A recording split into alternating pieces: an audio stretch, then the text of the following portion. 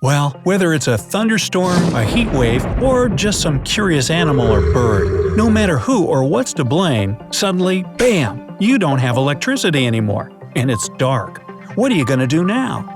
Well, there are things that can make this situation even worse, so keep them in mind. Number 1. Don't touch your circuit breaker panel. Of course, you need to check it to make sure that the problem isn't limited to just your house. Look for any damage on the panel, but be careful and don't touch it just in case. If the problem isn't the breaker, check the service wires leading to the house. If they're on the ground or obviously damaged, stay away from them and call your electric supply company. You can also call your neighbors and ask if their power is off too. Although if the whole street is dark, well, that's a big clue. Number 2. Don't keep electronics plugged in. Unplugging electronic appliances such as microwave, computer, washing machine, and so on will save them from any possible damage from an electrical surge when the power comes back. Actually, if you see a storm coming and think it might lead to a blackout, it's better to just go ahead and unplug your equipment to protect it. But leave one lamp plugged in and switched on, just so you know when the power comes back on. 3. Don't open the fridge. When it's closed, the cold air will stay inside, preventing your food from spoiling. So open it only when it's necessary. A closed fridge can maintain the proper temperature for about 4 hours. As for the freezer, your food is safe there for up to 2 days. But if your freezer is half empty, this period is shorter. You can make it a habit of keeping a few bottles in the freezer. This way, your freezer will stay colder longer, and you'll have drinking water just in case severe weather conditions leave you without running water at home. 4. Don't use candles. Lighting them isn't the best option since they don't give off much light. But the main problem is that candles can cause a fire. Burning candles is especially dangerous if you have kids or pets who could accidentally knock them down. It's better to put a few flashlights around the house.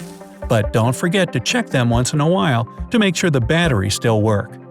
5. Don't forget about a CO detector.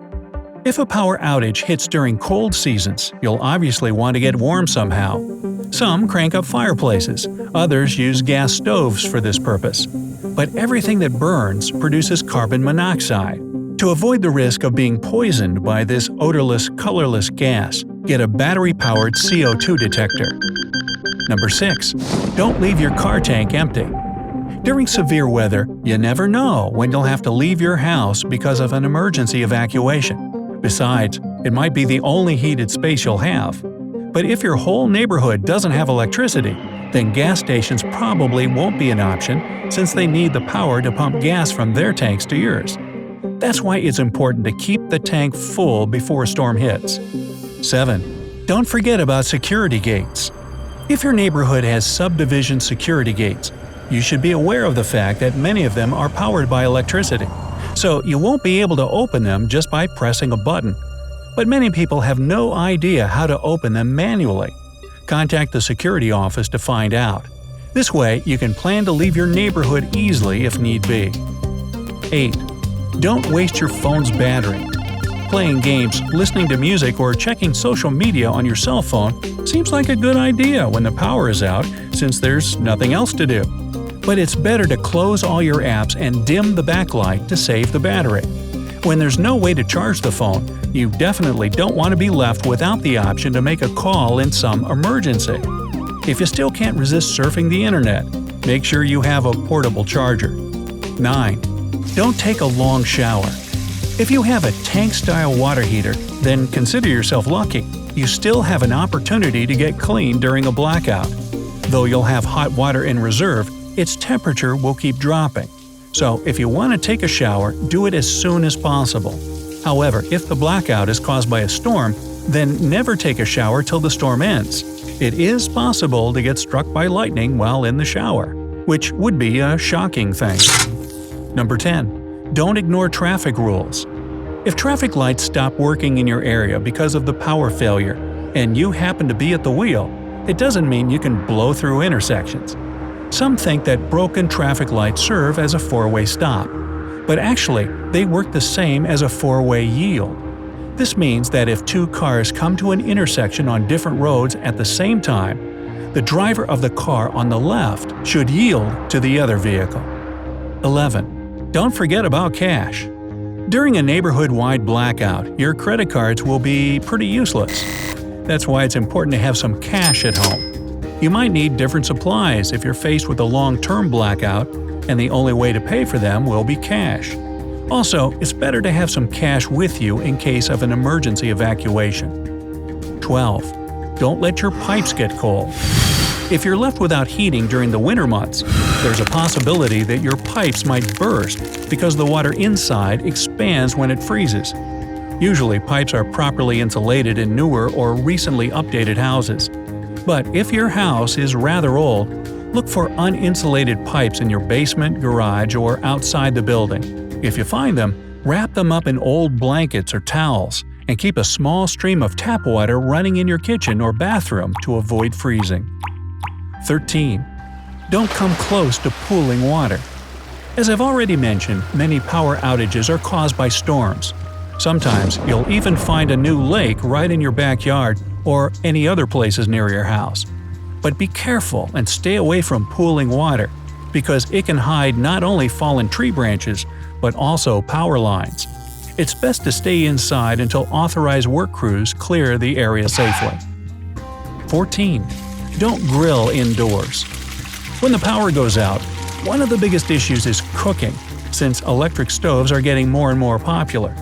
This is when bringing the grill inside to enjoy your favorite burgers or veggies during severe weather seems like a perfect solution. But it's really dangerous, since gas and charcoal grills produce fumes that are harmful in a poorly ventilated area. Keep the grills outside. 15. Don't keep a generator at home. If you have a gasoline-powered generator, then your chances of feeling pretty comfortable during a blackout rise. But it emits toxic carbon monoxide, so it should stay away from the house. However, keeping it in your garage is also a mistake. The garage is still a confined space and too close to your home, even if its door is open. To be safe from the fumes, put the generator at least 20 feet from your home in the open air. Also, don't forget to protect it from rain or snow using a tent or some other covering. Okay, now you know what you shouldn't do when the power goes out.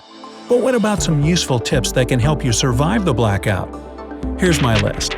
Bust out the board games. This is the best way to have fun if you have to stay at home without electricity. Now, do you know any other ways to entertain yourself during a power outage? Let me know down in the comments. If the power outage caught you off guard, use your car to charge your phone or any other mobile devices. Cook the food you know might go bad soon without a properly working fridge. Have a dozen or so of those small, solar-powered garden and sidewalk lights planted around the outside of your house. Once the power goes off, you can pull them up and bring them inside to provide light at night, and return them outside to recharge them the next day. Keep a battery-powered radio at home. Cell phones might not last long enough during a long-term blackout, but with a radio, you'll be able to get updates about local news and weather conditions. If you live in a hot climate, or just have a particularly hot summer, a battery-powered fan will save you from the unbearable heat. It works the best when placed in open windows to help circulate the air. If your main issue is to stay warm, then choose one room in the house where you're going to use alternative heating and close off all the others, and wear several layers of clothes to preserve body temperature. So hey, if you learned something new today, then give this video a like and share it with a friend. And here are some other cool videos I think you'll enjoy. Just click to the left or right, and remember, stay on the bright side of life.